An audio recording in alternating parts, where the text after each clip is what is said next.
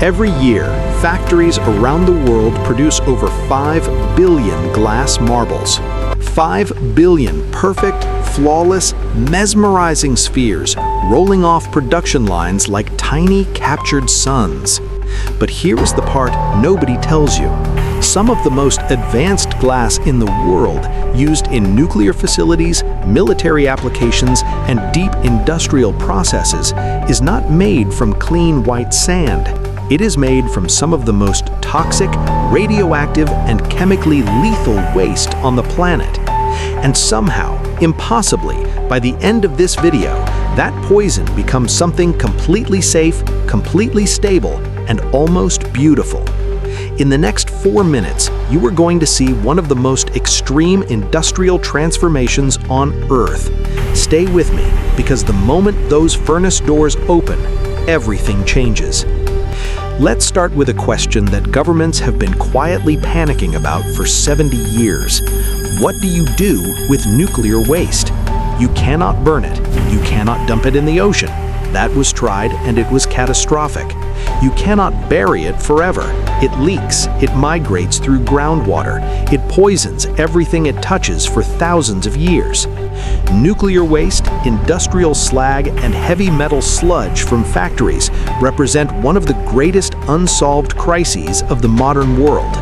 There are currently over 90 million gallons of high-level radioactive liquid waste sitting in underground tanks across the United States alone, slowly corroding, slowly leaking. And in the next 30 seconds, you will discover the one process that can permanently neutralize it. Scientists call it vitrification, from the Latin word for glass, and it works exactly the way it sounds.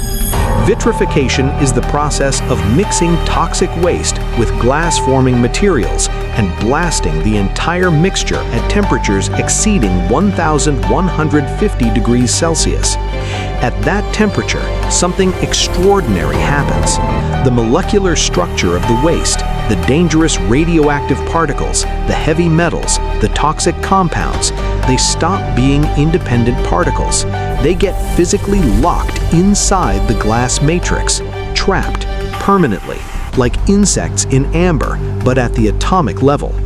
The resulting material is chemically inert. It cannot leach into water. It cannot release gas. It cannot react with its environment. The poison is still there, but it is imprisoned inside glass for tens of thousands of years. What happens next will completely change how you see every piece of glass you have ever touched. The facility that produces vitrified nuclear glass waste doesn't look like any factory you've ever seen. Workers wear full radiation suits. Robotic arms handle the molten mixture because no human hand can go near it. The furnace itself is a sealed, remotely operated system called a melter, a vessel designed to withstand constant temperatures that would destroy conventional industrial equipment within weeks. The toxic sludge is pumped directly into the melter alongside glass frit, tiny particles of borosilicate glass, and the two materials fuse together at the molecular level. The molten mixture, glowing orange, viscous, alive-looking, is then poured into stainless steel canisters. Each canister stands nearly 2 meters tall and weighs over 2,000 kilograms when full. Inside that sealed steel shell, the glass slowly cools and solidifies over several days. And when it is done, you have a perfect, solid glass log containing billions of radioactive particles that will remain stable for 100,000 years. In the next 30 seconds, we're going to show you where this glass ends up and why the marble connection is not a metaphor. While nuclear vitrification produces massive glass logs, the same core process, extreme heat, toxic input, perfect glass output, drives the industrial marble industry in ways most people never consider. Industrial slag is the leftover molten waste from smelting metal, iron, copper, zinc. It pours out of blast furnaces at over 1,500 degrees, glowing like lava, and it used to simply be discarded. Today, advanced facilities recapture that molten slag stream. add silica and stabilizing compounds, and feed it directly into marble-forming machines. The machines work on a principle that is almost hypnotic to watch.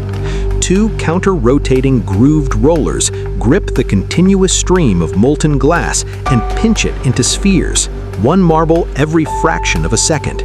The spheres drop through cooling chambers, spinning continuously so that surface tension pulls them into a perfect round shape before the glass sets. The result is a marble with zero porosity, military-grade hardness, and a chemical composition that permanently contains whatever was in the original slag. These are not toys. They are used in grinding mills, industrial filtration, ball valves, and precision bearings. They are used in the exact same industries that produced the toxic waste they are made from. The poison becomes the tool. The waste becomes the machine part. What you are looking at is one of the most elegant closed loops in industrial engineering. So here's the full picture. Vitrification is not just one process, it's a principle. The idea that the most dangerous materials on Earth can be immobilized, made permanently harmless by locking them inside a glass structure at the molecular level. Nuclear waste, industrial slag, and heavy metal sludge, all of them can be transformed. The Hanford Site in Washington State, the most contaminated nuclear facility in the Western world, is currently undergoing the largest vitrification project in human history. When complete, it will have turned 56 million gallons of radioactive liquid into solid glass logs. 56 million gallons of poison, solidified, sealed, stable. And somewhere on the other end of the same industrial spectrum, a factory in China is pressing 5 million glass marbles a day from the slag waste of its steel mills. From the most dangerous substance on Earth to the most recognizable sphere in a child's pocket. Both are glass. Both are permanent. Both are a testament to what happens when engineers refuse to accept that some problems cannot be solved. Comment below, if you found a glass marble on the street today, would you still pick it up?